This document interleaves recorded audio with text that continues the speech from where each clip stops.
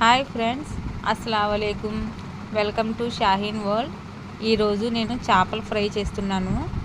మా అమ్మ వాళ్ళ ఇంట్లో వెళ్ళినప్పుడు మా తమ్ముడు చిన్న చేపలని తీసుకొచ్చాడు. మా అమ్మగారు నీ ఇష్టం, నువ్వు ఏం చేస్తావు వచ్చేయమంటే నేను ఫ్రై చేద్దాం అనుకుంటున్నాను. చూసారా, ఈ విధంగా చేపలు మొత్తం బాగా శుభ్రంగా కడిగిన తర్వాత అల్లం వెల్లుల్లి పేస్టు, అందులోకి కారము మనకు తగినంత, పసుపు, సాల్ట్ వేసి బాగా కలిపేసి చేపలు మొత్తానికి పట్టించేయాలి. ఈ విధంగా అటు ఇటు తిప్పుతూ మొత్తం మసాలా మొత్తం చేపకు పట్టేటట్టుగా ఈ విధంగా కలిపేసుకోవాలి. చూడండి, చాలా బాగుంటాయి ఫ్రెండ్స్ ఈ చేపలు అనేవి. ఈ చేపలు ఎక్కువ శాతం మనం ఫ్రై చేసుకుంటేనే బాగుంటాయి. ఈ చేప పేరేంటో మీరు కామెంట్స్లో చెప్పండి.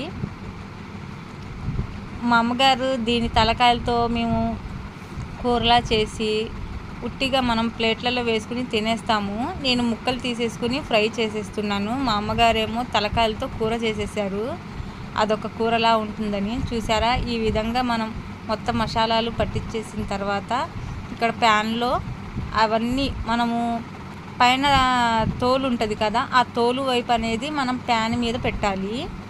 అప్పుడే మనకు ముక్క అనేది నుజ్జు కాకుండా ఉంటుంది. చూసారా, తోలు వైపు తిరేసి మనం ఆయిల్లో వేసేయాలి.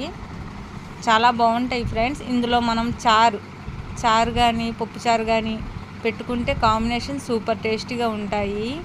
ఈ విధంగా ఫ్రై చేసుకోవాలి. రెండు వైపులా తిప్పి సన్నని సెగ మీద పెట్టాలి. ఫస్ట్లో అయితే మనం హై మీద పెట్టేయాలి, తర్వాత సన్నగా పెడితే చూడండి ఎంత కలర్ఫుల్గా, ఎంత టేస్టీ ఎమ్మీగా కనబడుతున్నాయి.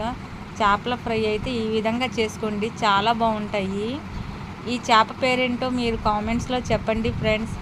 నా వంట కనుక మీకు నచ్చినట్లయితే నా ఛానల్ని సబ్స్క్రైబ్ చేసుకోండి.